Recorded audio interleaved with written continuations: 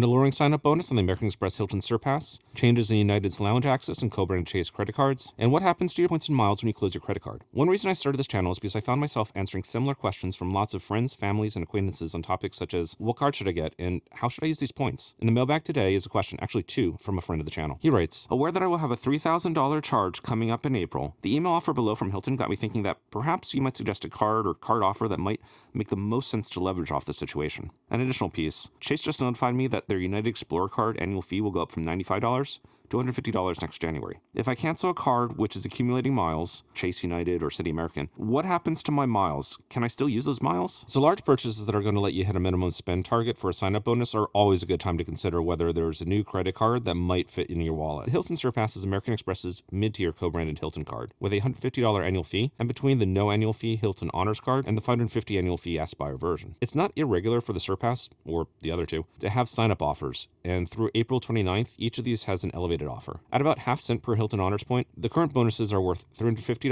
$650, and $875 for hitting $2,000, $3,000, or $6,000 in spend over 6 months, or that's a 19%, 18%, and 6.9% return on spend, respectively. The kicker, though, is that the two lower-end cards don't just earn close to 20% back in value for hitting the minimum spend, but also earn a free night certificate. And these are my favorite free night certificates you can get through a credit card, and they can be redeemed for any standard night Hilton award room. I'd been collecting these for a while through COVID while waiting for the original New York City Waldorf Astoria to reopen, but as that kept pushing back, I instead used several at the Waldorf Astoria Ithafushi in the Maldives, which would have been 150,000 points on its own per night, or a cash rate of $3,000. Now, obviously, the value here is only going to be as good as for where you can redeem it, so it's worth thinking about where you plan to go in about 9 to 11 months from now. If it works out, the sweet spot is going to be the Surpass, and putting an extra $12,000 spend, so for a total of $15,000, which will get you a second certificate for $60 of opportunity cost over a 2% cash back card, or $360 to $420 on a point card like the Freedom Unlimited or Blue Business Plus. I've personally found more benefit in the Aspire between the flight credit, higher Hilton earning rate, automatic free night certificate, and automatic diamond status, with my Hilton stays sitting somewhere in the middle of getting value from the status, but not spending enough to earn it organically. But the Surpass recently added $50 quarterly rebate on Hilton hotels, which makes it a much better deal for people who semi-frequently stay at low to mid-price non-resort Hilton hotels like Hampton Inns and Hilton Garden Inns, which make up a large portion of the company's scale. Now, I have conflicted views of United clubs.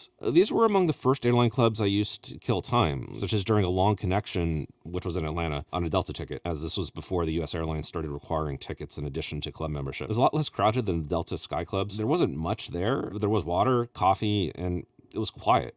Just me and Willie Loman watching the news and reading the paper. We've seen both a significant push to broaden the number of people who have an access method to the lounges over the past decade, and in response, moves constraining who can actually access the lounges. While American Airlines pushes its executive card, and American Express has made lounge access a central focus of its products, buying Lounge Buddy, for instance, not to mention Priority Pass being handed out with middle-of-the-range cards across several issuers, those with access are facing new restrictions, stricter time windows, same-day departure requirements impacting overnight and early morning layovers, whereas United has just done bifurcating access to individual and all-access memberships. If you've ever only used the United clubs domestically and individually, that's not a big deal. However, in recent years, I've either used it to access Star Alliance lounges internationally, or as a place to grab water and recoup on domestic flights with my family. Both options now require an all-access account, which isn't included with credit card access anymore. The United Club membership has driven me to book more United flights than I would have otherwise, as there are fewer flights ex-New England where they make sense. For sure, Star Alliance has been attractive internationally with broad connectivity into Europe and top-tier airlines in Asia. And losing default access to Star Alliance partner lounges is disappointing, as those tend to be less crowded than Priority Pass accessible Centurion and Chase lounges. I don't like any of the changes made to the United credit cards either, so I'm not surprised by people that are looking to cancel their cards. To address your second question then, what happens to your points depends on the points program. But for co-branded cards like the United card in question, the rules are fairly universal. Nothing happens to the points which have transferred to the account with the partner. There's a couple of things to note though. That's not just earned on the card, but actually appear in your, in this case, United loyalty account. That usually means that you want to have zero spend on the last month before you cancel, in addition to having a zero balance. But once you see those points appear in your partner account, you're generally safe to call the card issuer and cancel. Depending on your state and the card issuer, you'll want to keep an eye on when your annual fee is due, as you usually want to cancel the same month as the annual fee hits your card and before you pay it. So keep that in mind as you wind down spending. Depending on the program, although this isn't the case with United, Delta, or JetBlue, you may need activity in your account to keep the points valid. And canceling the co-branded credit card means you'll need to find other activity, earning, spending, or whatnot, depending on the program, to keep those points alive. While it's not relevant here for the cards in question,